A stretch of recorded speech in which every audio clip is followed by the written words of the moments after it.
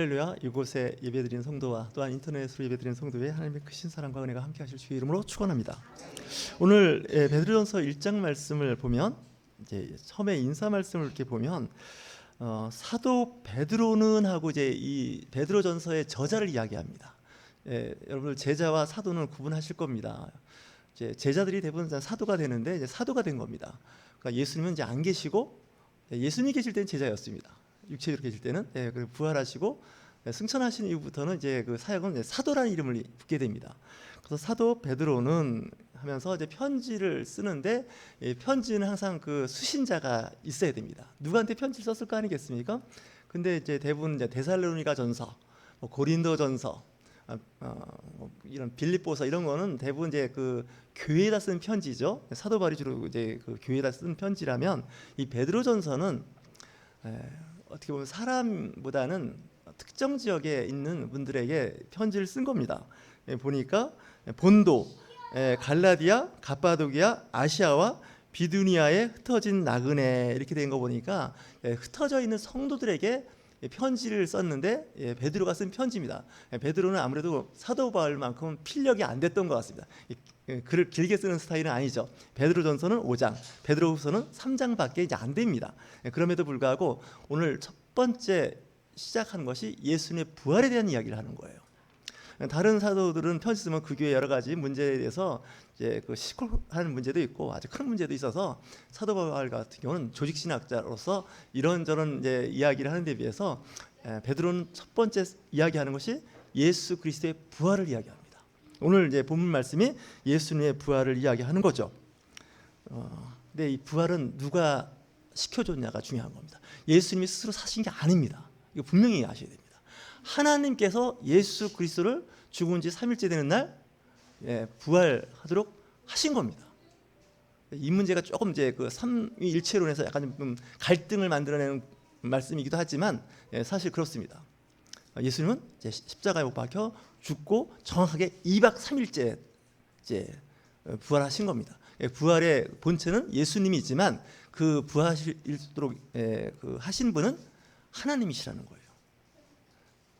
이게 굉장히 중요한 겁니다. 어쨌든 사도 이제 베드로는 예수님의 부활을 전파하는데 그 부활이 우리로 하여금 기쁨이 되고 소망이 되는데 우리도 마지막 때 부활의 영광에 이른다는 것을 베드로 사도가 이야기를 하고 있는 겁니다.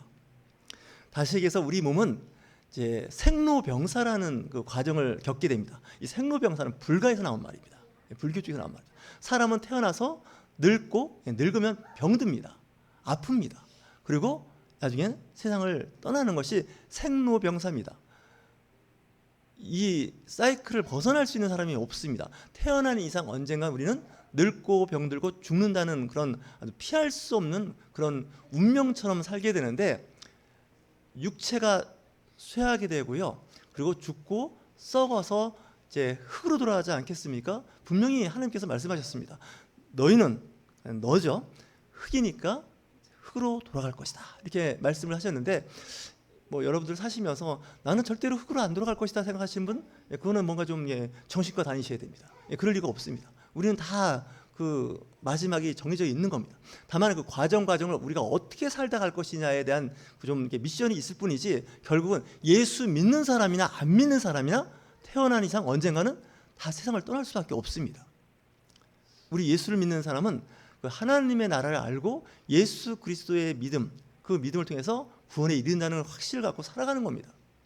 사도 바울도 이거에 대한 확실한 미션이 있었기 때문에 썩지 않고 더럽지 않고 쇠하지 아니하는 유업을 잊게 하시나니 했던 것은 우리의 육체의 그 쇠락한 것은 본인도 인정하는 겁니다. 하지만 우리의 영은 어떨까요? 사도 바울이 주창했던 것처럼 날로 날로 새롭게 된다는 거예요. 여러분들 연세가 70, 80이 돼도요 7살 때 나, 20살 때 나, 50살의 나, 60살의 나는 그대로 나입니다. 내 생각과 내 영은 나이를 먹지 않습니다. 몸이 나이를 먹는 거죠. 다만 인생 살면서 여러 가지 지식, 경험을 통해서 아는 게 많아지고 세상을 살아가는 이치를 깨닫는 것뿐이지 내 몸하고 다르게 내 영혼은 나이를 먹지 않습니다. 100세 사신 분한테 얘기해 보십시오. 그분도 보면 인생에서 100세를 사셨을 뿐이지 생각과 마음은 5살, 6살, 7살 때 어린 시절을 다 기억하고 있고 그때 그 마음을 가지고 있는 거죠. 다시 얘기해서 저도 7살의 윤철종은 지금도 윤철종입니다. 변함이 없더라고요. 다만 세상을 살면서 공부한 거라든가 또 사람을 통해서 아니면 세상을 통해서 배운 이치를 깨달아갔을 뿐입니다.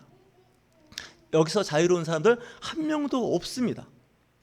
하지만 마지막 때 말세 때에는 믿음으로 말미암아 하나님의 능력으로 보호하심을 받는다는 것이죠. 좀 굉장히 그 믿음을 강조하는 이 기독교에서는 이 믿음이 상당히 추상적인 단어입니다. 사실은 이걸 또 계량하기가 참 쉽지는 않은데 우리는 주로 계량화한다면 주일날 출석을 잘하느냐, 봉사를 잘하느냐, 헌금 생활을 잘하느냐 몇 가지로 이제 그 사람의 믿음을 그나마 계량할 수는 있지만 이것도 절대적인 가치는 아닙니다. 사실 쉽지는 않습니다. 하지만 이제 우리는 대략 이제 저분은 믿음이 좋으신 분이다. 저분은 좀 믿음이 좀 약하다. 이 정도는 우리가 이제 할 수는 있지만 결국 그런 평가도 하나님이 하실 일이지 우리는 그 평가할 일이 아닌 것 같습니다.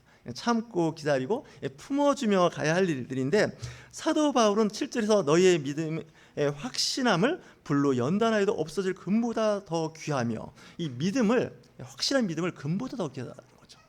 그때나 지금이나 이 금은 굉장한 가치를 갖고 있는 거죠. 요즘에 금값이 천정부지로 오른다 그러는데 여러분들의 믿음도 금값처럼 막 오르고 계십니까? 천정부지로? 한 번만 금값이 오르고 나머지는 다 금값이 추락하고 있는 그런 분위기일 수도 있습니다. 금은 아시는 것 같이 부식되거나 산화되지 않는 금속입니다. 그래서 앞에다가 뭐를 붙이죠? 귀금속입니다. 귀금속은 귀자가 뭘까요? 귀하다는 거예요. 가치가 있다는 거예요. 금속도 보면 귀금속이 있고 일반 금속이 있는 거 아시지 않습니까? 여러분들의 믿음은 마치 귀금속과 같다는 거죠. 하나님의 나라를 알고 하나님을 알고 주 예수 그리스도의 그 구원자로에 대한 믿음을 갖고 있는 사람을 성경에서는 뭐라고 이야기할까요?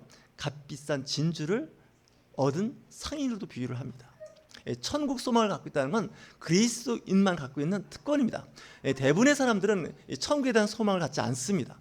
이 세상에서 사는 것이 전부이니까 이 세상에서 살 수 있을 만큼 살면서 쾌락과 어떤 세상이 주는 기쁨 내지는 관계에서 어떤 합리성 내지는 선하게 사는 거에 목표를 두시는 분들이 의외로 많은데 우리 그리스도인들은 거기에 더 추가해서 중요한 것이 죽은 이후에 세상을 바라보는 겁니다. 제가 한번 이런 얘기를 한 기억이 납니다. 예수님 당시에도 사두개파가 있었는데 이 사두개파는 영혼을 믿지 않는 사람들입니다. 이 사람들이 제사장 계열이었다는 거예요. 요즘 말하면 목회자 계열이었어요. 목사님들이 요즘에 천국에 대한 그 믿음을 잃어버린 것 같아요. 그러다 보니까 이 땅에 자꾸 집착하는 거예요. 교회 중직자도 마찬가지 아닙니까? 이 세상을 무시하라는 얘기는 아닙니다. 이 세상은 굉장히 중요한 거죠. 살아가는 건 굉장히 큰 의미가 있지만 천국 소망을 갖고 있는 사람과 그렇지 않은 사람과는 이 삶에서의 그 차이가 나기 시작합니다. 이 세상에서 사는 것이 전부라고 생각하면요, 저도 대충 살 수 있습니다. 대충 눈 가리면서 살 수 있죠. 하지만 이 하나님의 나라에 소망이 있는 사람은 그렇게 살지 않습니다. 사도 바울도 이 이야기를 그 당시 교회에게 편지를 쓴 겁니다. 하지만 예수님의 그 제자들도 좀 약한 부분이 보이는데 그 요한복음 21장을 보면 예수님의 부활 이후에 예수님의 그 제자들의 모습들을 보면 좀 나쁜 말로 하면 굉장히 한심하기도 하고 그 한심한 모습이 곧 내 모습이 아닌가 하는 생각도 해봅니다. 왜냐하면 예수님이 분명히 부활하셔갖고 제자들 앞에 나타나서 내 몸, 내 살, 여러 가지 체험하도록 하셨는데 예수님이 또 안 보이는 겁니다. 그러니까 예수님께서 부활하신 이후의 모습은 순간순간 나타났다가 없어지는 거예요. 환장하겠는 거예요. 부활해서 같이 계속 있으면 되는데 성경에는 40일 동안 같이 계셨다고 그러는데 이 40일이 꾸준히 40일이 계신 게 아니더라고요. 보니까 한번 잘 읽어보세요. 그러다 보니까 제자들이 예수님의 얼굴을 뵐 때는 굉장히 기뻤어요. 야, 정말 예수님 살아나셨고 정말 하나님의 아들이고 영적 신적 권위를 이렇게 인정하는데 안 계시면 어떤 일들이 벌어지는지 아시나요? 요한복음 21장에 보면 그 후에 예수께서 디베랴 호수에서 또 제자들에게 자기를 나타나셨으니 나타내신 일은 이러하니라. 그러니까 예수님이 안 나타났다가 갑자기 나타나셨다 이 일을 반복하는 거예요. 근데 이 디베랴 호수가 뭐예요? 갈릴리 호수입니다. 이 갈릴리 호수에서 예수님의 제자를 만나는데 왜 제자를 만났을까요? 이 예수님의 제자들이 예수님의 그 부활의 현장에 내지는 그 이후에 여러 번 체험했는데 이상하게 좀 왔다 갔다 하시는 거예요. 나타나셨다 안 나타나셨다. 그러면 우리는 어떻게 생각할까요? 이때 제일 중요한 게 뭘까요? 먹고 사는 문제가 걸립니다. 옛날이나 지금이나 이제 하다가 이거 그래도 새끼 먹고는 살아야 되고 인간답게 살아야 되는데 예수님만 바라보다가 안 될 것 같다. 먹고는 살아야 되겠다. 그래서 이제 그 주동자가 누구였을까요? 시몬 베드로입니다. 베드로가 이제 이런 얘기를 하죠. 21장 3절에 시몬 베드로가 나는 물고기 잡으러 가노라 하니, 이거 굉장히 중요한 얘기입니다. 예수님의 부활과 그 부활하시는 그 몸과 여러 가지 체험을 했는데 뭐라 그래요? 나는 다시 물고기 잡으러 가겠다는 거예요. 그건 뭐예요? 어부의 생활로 다시 돌아가겠다는 거죠. 과학으로 다시 돌아가겠다는 거예요. 예수님 부활하신 거 나 인정해. 하지만 여기까지야. 우리도 먹고 살아야 되니까 다시 어부 생활로 돌아가자. 그 사람 이제 평생 물고기 잡는 일이었으니까 할 수 있는 일이 이제 그거죠. 근데 베드로가 이래 버리니까 거기 따라붙는 제자들이 있었어요. 몇 명이 따라붙었을까요? 요한복음을 잘 읽어보면 6명입니다. 6명이 이제 그 베드로가 나 다시 갈릴리 호숫가에서 물고기 잡을 거야. 예수님 만나기 전에 하던 일이 물고기 잡는 일이라는데 예수님은 보였다 안 보였다 하니까 그분 그런 분 믿을 수가 없어. 일단 먹고 살아야 되니까 호숫가로 가야자. 그래서 갔습니다. 같이 간 그 멤버들을 한번 볼까요? 시몬 베드로, 디두모라고 하는 도마, 의심하는 도마가 따라 붙었습니다. 그리고 또 누굴까요? 갈릴리 가나 사람, 갈릴리 가나라는 지방에 나다나엘이라는 사람 아실 겁니다. 그다음에 세베대의 아들들과 세베대의 아들이 누굴까요? 야고보와 요한입니다. 예수님께서 특별히 사랑했던 야고보와 요한, 그 아버지가 세베대입니다. 그 엄마가 샬로메입니다. 예수님의 그 십자가 밑에서 그리고 부활에서 있던 그 마리아와 함께 그 샬로메인데, 일설에 의하면 예수님의 어머니 마리아와 샬로메는 언니 동생이었다 그래요. 그러니까 예수님의 패밀리들 보면 다 친인척이에요, 사실은. 그러니까 예수님과 야고보와 요한은 사촌간이라는 말이 정설입니다. 근데 이 세베대는 부자였습니다. 선주죠. 배를 여러 척 갖고 있으면서 고기 잡는데 그 아들 야고보와 요한도 고기 잡는 일을 하는 거예요. 그런데 또 시몬 베드로하고는 동업자입니다. 성경에 나옵니다. 동업자라고. 그러니까 동업자이고 사촌되고 막 이런 사람들끼리 서로 어울려서 예수님 제자가 됐고, 예수님이 죄송합니다. 이게 좀 번이 없는 말이잖아. 오락가락 하니까 이거 안 되겠다. 우린 먹고는 살아야 되다. 그래서 이제 갈릴리 호숫가에 가면 어떻게 될까요? 이제 그거 안 하던 제자들까지 붙어서 7명이 가게 됩니다. 예수님의 제자 지금 11명 중에서 7명이 이제 빠진 거죠. 나머지는 이제 더 이상 얘기하지 않는데 이름이 그냥 제자들이라고 나머지 돼 있습니다. 누군지는 모릅니다. 하여튼 7명이 갈릴리에 가서 고기를 잡기 시작합니다. 문제는 이제 여기서 문제입니다. 그날 밤에 아무것도 잡지 못하더니 날이 새어갈 때 예수께서 바닷가에 서셨으나 제자들이 예수이신 줄 알지 못하는지라. 밤새 고기를 잡은 거죠. 거기는 저기서 밤에 고기를 잡는 그런 분위기 같은데 밤이 새도 고기를 못 잡은 겁니다. 예수님께서 디베라 호수, 갈릴리 호수에서 서서 제자들을 보는데 아마 여명이 밝으니까 사람은 사람인데 얼굴을 정확하게 알아보지 못할 상황입니다. 근데 이때 그 바닷가에 서 있는 그 남자가 하는 말이 있습니다. 그물을 배 오른편에 던지라. 그리하면 잡으리라. 그렇게 얘기하는 거죠. 고기를 한 마리도 못 잡은 거예요. 아마 7명이 아마 의기투합해서 다시 이제 3년 반 전에 버리고 간 그물, 고깃배 수선하고 청소하고 정리해가지고 이제 고기를 잡는데 문제는 고기가 안 잡히는 거예요. 이 사람들은 고기 잡는 전문가들입니다. 근데 고기가 안 잡히는 거예요. 한번 우리 세상적으로 비유해 볼까요? 예수님을 만났어요. 신앙생활을 해요. 근데 신앙생활 하다 보니까 예수님을 만날 때 오락가락 하는 거예요. 예수님 눈에 보이다가 안 보이다가 보이다가 안 보이다가 환장하겠는 거예요. 예수, 오직 하나님, 오직 성령님이 해놨는데 이제 먹고는 살아야 되겠는 거예요. 세상에 나가서 사업도 하고 직장도 다니고 하는데 사업도 안 풀리고 직장도 잘 안 되고 직장도 어렵게 들어갔는데 직장이 없어져 버렸어요. 그런 경우 있지 않습니까? 사업을 했더니 사업이 안 되는 거예요. 남들은 다 잘 된다고 하는데 나는 안 되는 거예요. 근데 예수님께서 나타나서 말씀하시죠. 내가 던지라고 하는 곳에 던져봐. 이렇게 예수님께서 말씀을 하시는 거죠. 그때 예수님을 제일 먼저 알아본 제자가 누굴까요? 보나마나 요한복음의 저자인 사도 요한이 제일 먼저 알아봅니다. 이 사도 요한은 예수님을 보는 눈이 좀 달랐던 것 같아요. 좀 베드로는 좀 행동이 굼떠요. 제가 보기엔 달리기 해도 요한이 달리기를 더 잘했던 것 같아요. 예수님의 부활의 현장에 그 여인들이 예수님 부활했다고 그 부활의 그 현장 어떻게 보면 무덤까지 달려가는 두 제자가 있었죠. 하나는 시몬 베드로와 사도 요한이죠. 나중에 이 두 사람이 뛰어갑니다. 근데 달리기를 누가 더 잘했냐? 요한입니다.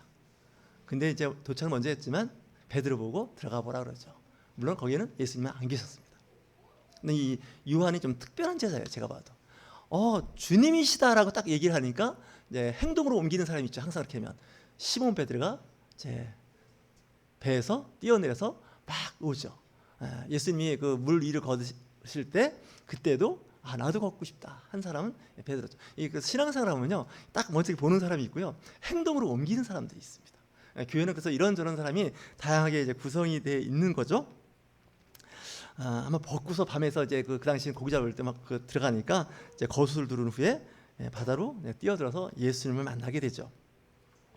근데 예수님이 던지라고 하는 그 그물, 그 어떤 바다 깊은 물에 던지라고 했더니 그때 물고기가 153마리죠. 그래서 이 153이라는 숫자는 요한복음에만 기록이 나옵니다. 그러니까 요한은 이제 빠리빠리한 제자예요. 딱 잡으면 물고기 몇 마리인지 그 숫자까지 기억하는 제자예요. 이런 제자 있습니다. 나머지는 그냥 많이 잡혔다. 어느 정도 많이 잡혔냐? 그물이 찢어질 정도다. 이 정도인데 요한은 벌써 이 숫자가 명확해요. 153. 그러니까 밤새도록 고기를 못 잡았는데 예수님이 하라고 하니까 고기가 잡힌다는 거예요. 이거 중요한 메시지입니다. 내 딴에는 과거의 경력, 실력 이런 걸 통해서 뭔가 해보려고 했는데 안 되는 거예요. 이게 문제예요. 사실은 잘 되게 돼 있는데 결정적인 순간 날아가는 거예요. 근데 예수님께서 고기를 잡지 말라고 한 게 아니에요. 고기를 잡으라고 하셨어요. 근데 그 잡는 방향을 제시하니까 고기가 많이 잡힌 거예요.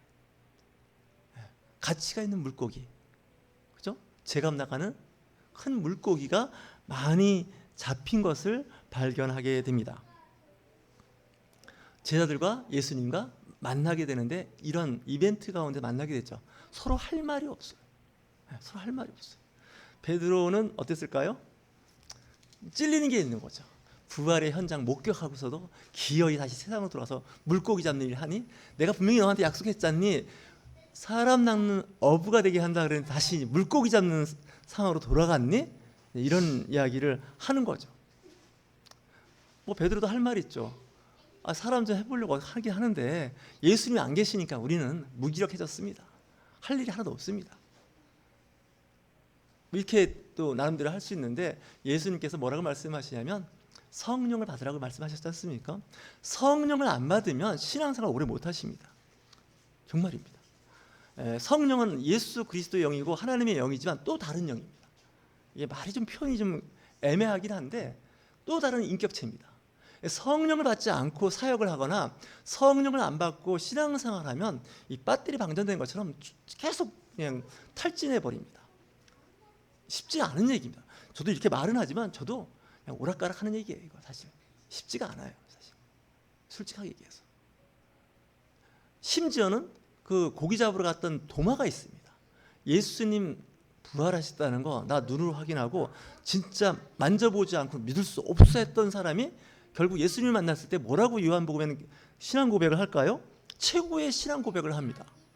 20장 28절에 보면 도마가 대답하여 이르되 나의 주님이시오 나의 하나님이시니이다. 베드로 고백보다 더 센 고백을 해요. 베드로는 이렇게 고백했죠. 너희는 나를 누구라 생각하냐? 주는 그리스도시요 살아계신 하나님의 아들이라 그러죠. 하나님의 아들이라고 고백합니다. 근데 도마는 뭐라고 고백해요? 당신이 하나님이라는 거예요. 둘 중에 누가 더 센 고백이에요? 도마가 더 센 고백을 한 거예요, 사실은.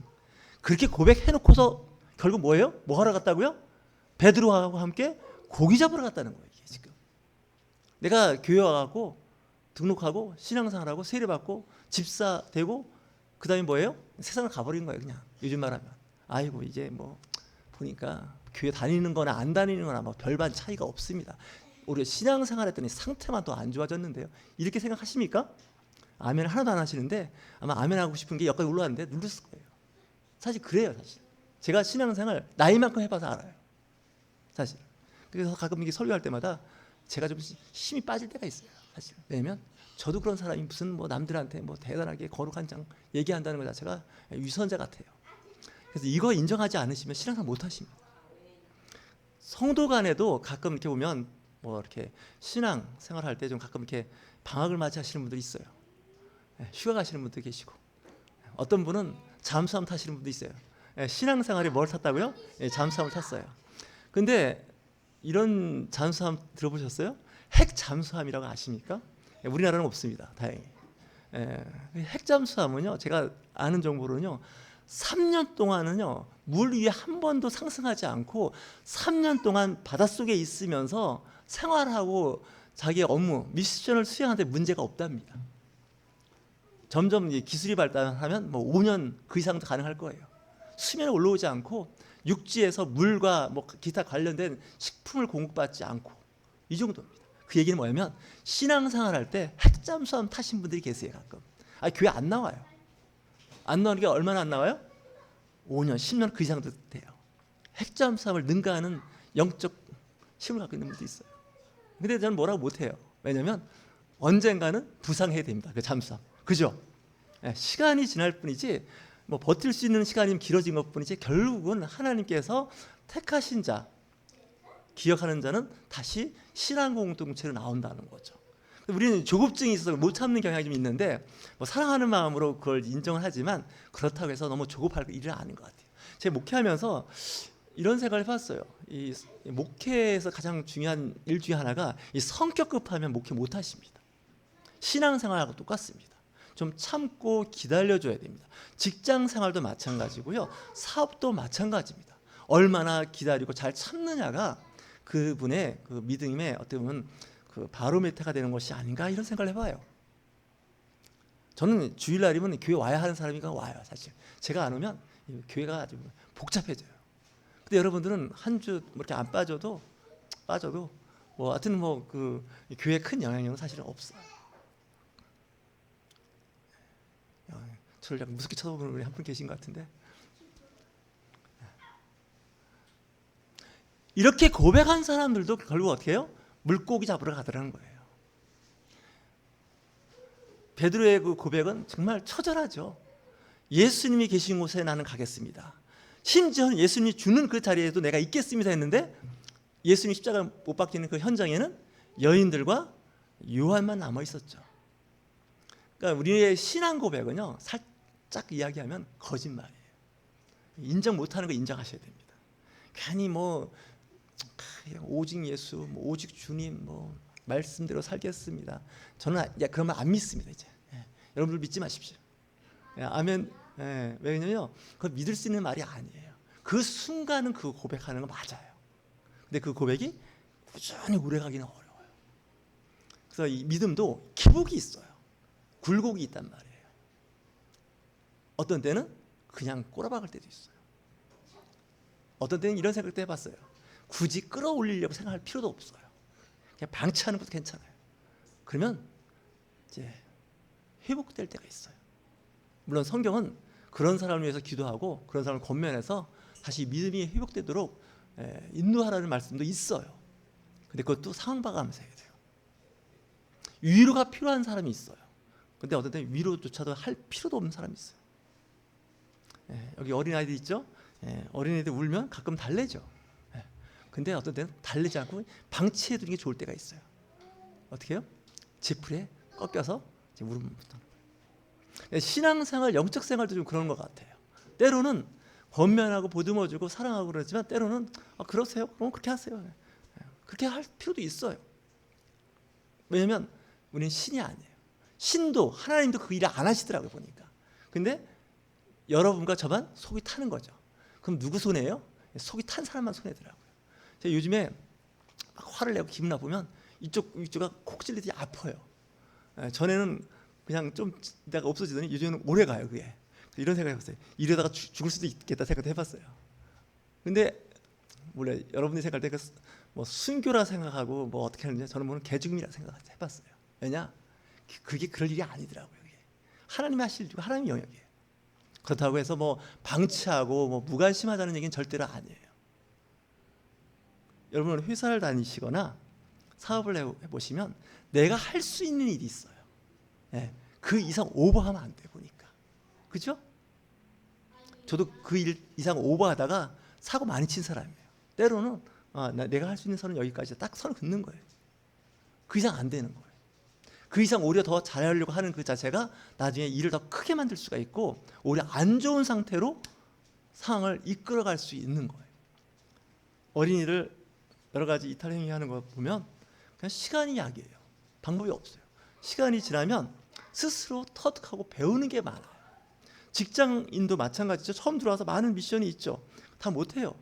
근데 시간이 지나면 이제 나중에 그 일을 잘할 뿐만 아니라 나중에 새로 들어온 사람을 교육시키고 가리킬 수 있는 위치가 된다는 거죠. 베드로가 나중에 사도 베드로로서 이제 그 일을 시작하는데 그 복음서에 나왔던 베드로는 제가 봐도 정말 행동대원 같기도 하고 어떤 때는 자기가 말한 걸 하나도 못 지키는 사람이 보니까 하나도 못 지킨 건 아닌데 뭐 지킨다고 하는데 그 반드시 결코 뭐 이렇게 해놓은 게 다 안 지켜지는 거예요. 그래서 본인이 괴롭죠. 지금 디베라 호수에서 예수님을 만났을 때의 마음은 정말 상당히 기분이 우울했을 거예요. 그렇지 않습니까? 왜? 다시 고기 잡는 현장으로 가버렸으니 거기서 예수님을 만났으니 들킨 거 아닙니까? 세상에 들어왔다는 걸 아주 극명하게 보여준 거죠. 그래서 나온 질문과 대답이 뭐예요? 네가 나를 사랑하느냐? 3번 물어보지 않습니까? 짜증나지 않습니까? 한 번만 물어보지 3번씩이나 어쩌자고 3번씩 물어요. 그러니까 나중에 할 말이 없는 거예요. 주님께서 아십니다예요. 처음에는 내가 사랑합니다 했는데 자꾸 묻는 게 또 이상한 거예요. 앞에서 여러 번 그 고백했던 게 다 안 지켜졌잖아요. 또 이번에도 3번 다 얘기해봐야 또 그 고백이 쓸데없다는 걸 아는 거예요. 베드로도 이제는. 주님께서 아십니다. 주님께서 알아서 하십시오. 이게 이제 3번째 질문의 답이 아닌가 하는 생각이 들어요. 저도 마찬가지예요. 교회요? 하나님의 교회니까 하나님이 알아서 하세요. 이게 답이에요, 사실은. 물론 여기에 애정은 없어요. 이 말에는. 근데 때로는 그럴 필요도 있어요. 여러분들 왜 미워하는 줄 아십니까? 사랑했기 때문에 미워하는 거예요. 그렇죠? 애정 갖고 있으니까 미움이 생기는 거예요. 좀 더 기분 나쁜 얘기 할까요? 왜 이혼하죠? 왜 이혼하시나요? 제가 답을 말씀드릴게요. 결혼했기 때문에 이혼하는 거예요. 말도 안 되는 소리 하는 것 같으죠? 예. 이혼은요 결혼한 사람들이 하는 거예요. 결혼 안 하는 사람들은 이혼이라는 말이 있을 수가 없어요. 우리도 신앙생활을 했기 때문에 그 신앙생활에 대한 어떤 보상이라든가 대가가 없을 때는 미워지는 거예요. 누가 미워질까요? 제일 가까이는 목사가 미워요. 왜냐하면 목사가 좀 뭔가 하나님의 권위를 갖고 이렇게 뭐 하는 것 같잖아요. 목사가 미워요. 조금 좀 발전하면 하나님이 미워요. 왜? 하나님께서 내 기도를 안 들어주신 거예요. 제 간증입니다. 사실은 제 얘기하는 거예요. 제가 성도 때 느꼈던 게 그거예요. 목사가 밉더라고요. 복은 혼자서 다 줄 것처럼 얘기해놓고 복이 없는 거예요. 근데 그 배경에 누가 있나 했더니 물주가 있어요. 그 물주는 누구예요? 하나님인 거예요. 분위기 보니까 은혜가 이제 못 받는 분위기 같으니까 더 이상 하면 안 될 것 같아요. 이거 냉정하게 아셔야 돼요. 이 성경을 팩트 체크 확실하게 하고요. 믿음 생활 잘하지 않으면요 펑펑 나가 떨어집니다. 예, 제일 힘든 게 뭔지 알아요? 배신감이에요. 실망감이에요. 왜 그래요? 배신의 그 이면은 뭐예요? 믿음이에요. 그죠? 믿음이 있기 때문에 배신감을 느끼는 거예요. 믿음이 좋은 사람일수록 더 배신감을 많이 느껴요. 믿음 죄송합니다. 잠깐 제 아내가 맨날 하는 말이에요. 날라리라고 얘기하지만 날라리들은요 배신을 못 느껴요. 날라리인데 무슨 배신감을 느껴요. 사랑하지 않은 사람하고 헤어졌는데 무슨 가슴 아파가지고 마음 고생을 왜 해요? 사랑 안 했는데. 믿는 만큼 사랑한 만큼 신뢰한 만큼 반대급부로 고통받는 거라고요. 목회하면서 죄송합니다. 이거 예를 들어서 이런 얘기는 날라리 목사들이 아무 근심 걱정 없이 잘 사는 걸 보면서 왜 그런가 했더니 사랑하지 않고 하는 거더라고요. 사랑하는 척은 하는 것 같은데 안 하더라고요. 그들의 고수 고달 그게 그거예요. 요즘 저도 그것 좀 배워야겠다 생각이 들었어요. 진짜 배울 건지 안 배울 건지는 모르겠지만 짜증나는 거예요, 사실은. 그래서 여러분들 그 예수님과 그 제자에 대해서 이렇게 대화할 때 신앙 고백할 때 잘 보셔야 됩니다. 한 줄 한 줄에 은혜 받았다고 할렐루야 하다가는 제가 보기에는 거의 멍청이 수준입니다. 그 이면에 벌어진 일들이 얼마나 많은지 몰라요.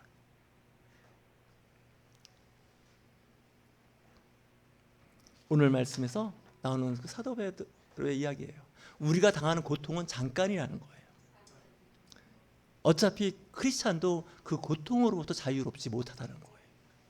어찌 보면 믿는다는 것 때문에 더 심할 수도 있어요. 근데 그 이후에 부활의 영광의 그날을 생각할 때 그 기쁨이 영원하기 때문에 참고 나간다는 거죠. 저와 여러분들 이 말씀에 큰 은혜가 있으시길 주의 이름으로 축원합니다. 좋으신 하나님 아버지 감사합니다.